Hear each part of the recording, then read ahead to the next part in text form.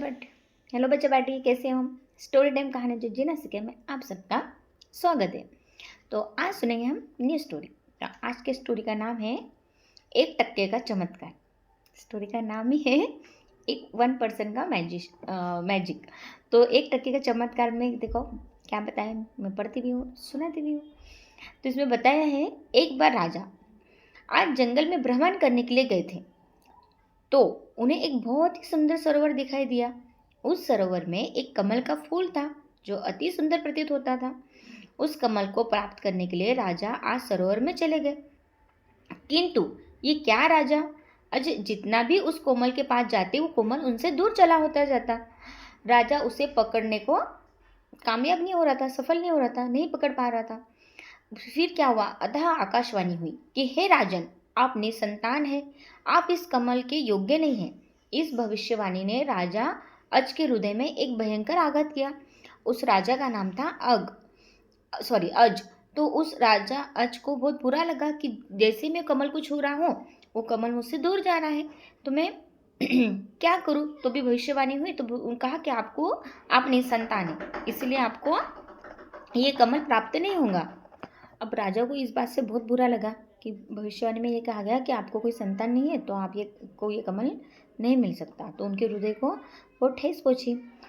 फिर हुआ, राजा अपने महल लौट आए और चिंताग्रस्त होने लगे क्योंकि उन्हें संतान नहीं थी, जबकि वो भगवान शिव के परम भक्त थे।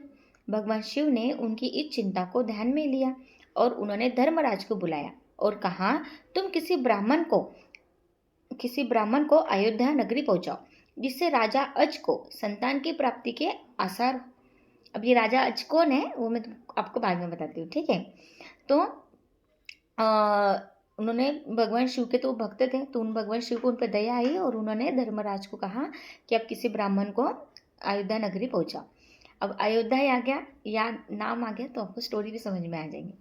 तो एक ग्रामीण ब्राह्मण और एक ब्राह्मणी सरयू नदी के किनारे कुटिया बनाकर रहते थे।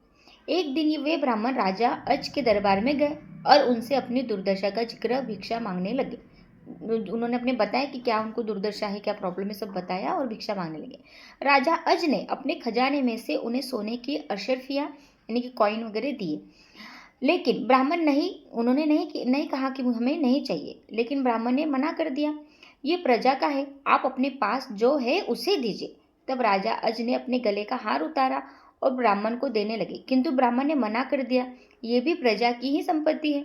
इस प्रकार राजा अज को बड़ा दुख हुआ कि आज एक ग्रामीण ब्राह्मण उनके दरबार से खा लिया जा रहा है। तब राजा अज शाम को एक मजदूर का भेष बनाकर नगर में किसी काम के लिए निकल जाते हैं। उन्होंने भेष चेंज किया और वो नगर में घूमने लगे। चलते चलते वो एक लोहार के यहाँ पहुँचते और अपना परिचय दिए बिना ही वहाँ विनय कर काम करने लग जाते। पूरी रात को हथौड़े से लोहे का काम करते हैं, जिसके बदले में उन्हें सुबह 1 टका मिलता है। अभी देखो, ब्राह्मण ने राजा जी को जो बोला था, राजा अज को, कि आप आपके मेहनत का कुछ दीजिए, तो उनके पास तो ऐसा कुछ नहीं था। तो उन्होंने कहा कि सब आप जो भी आपके पास है वो सब प्रजा का दिया हुआ है, तो आपके पास कुछ नहीं है, तब अपने पास का दीजिए। तो राजा के पास ऐसा कुछ नहीं था, उन्हें बहुत दुख हुआ और फिर उसी रात वो एक कर्मचारी का भेष बदल के जंगल में गए नगर में, और वहाँ पे एक लोहे के दुकान पे रात भर काम किया और उनको 1 टका मिला, यानी कि एक कॉइन मिला। उस टाइम पे कुछ उसकी वैल्यू होती थी, कुछ तो भी 10 रुपये या 5 रुपये के हिसाब से समझ लो कि अभी वो कैसे पहले तो क्या बोलते हैं इसको, तांबे के होते, कॉपर के होते थे, फिर एल्यूमिनियम के भी होते थे, तो मोस्टली कॉपर के उस टाइम पे उनको 1 टका कुछ मिला होगा दहला, तो वो 1 टका मिला। तो राजा 1 टका लेकर ब्राह्मण के घर पहुंचते हैं, लेकिन वो ब्राह्मण वहाँ नहीं था। उन्होंने वो 1 टका ब्राह्मण की पत्नी को दे दिया और कहा कि इसे ब्राह्मण को दे देना। जब ब्राह्मण आया तो ब्राह्मण की पत्नी ने वो टका ब्राह्मण को दिया और ब्राह्मण ने उस टका को जमीन पर फेंक दिया। तभी एक आश्चर्यजनक घटना हुई। ब्राह्मण ने जहाँ टका फेंका था वहाँ गड्ढा हो गया। ब्राह्मण ने उस गड्ढे को और खोदा तो उसमें से सोने का एक रथ निकला तथा आसमान में चला गया। इसके पश्चात ब्राह्मण ने और खोदा तो दूसरा सोने का रथ निकला और आसमान की तरफ चला गया। इसी प्रकार से 9 सोने के रथ निकले और आसमान की तरफ चले गए।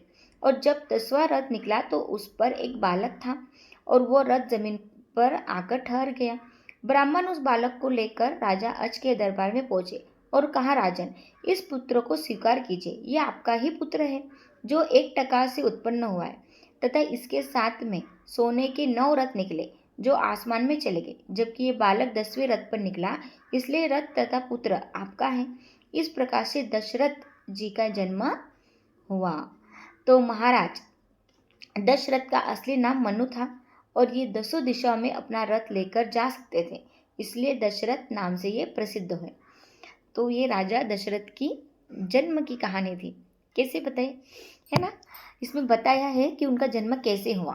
तो जब उनके जो पिता थे उनको बच्चे नहीं थे, और जब उन्होंने फिर खुद ब्राह्मण आए और उन्होंने खुद मेहनत करके पैसा जो कमाया 1 टका वो दिया ब्राह्मण के पत्नी को, उन्होंने फिर वो ब्राह्मण आए तो उन्होंने फेंक दिया। फिर वहाँ से 10 रथ निकले जिस जगह पे वो टका गिरा था, और उस 10वें रथ पे एक पुत्र बालक निकला था, और उस पुत्र का नाम ही क्या था, दशरथ।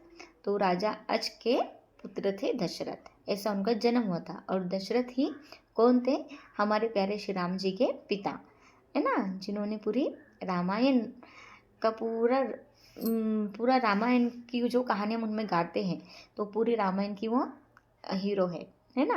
तो ऐसे श्री राम जी के पिताजी की ये कहानी थी। तो हमको पता ना, तो इसलिए ठीक है 1 टके की कहानी है।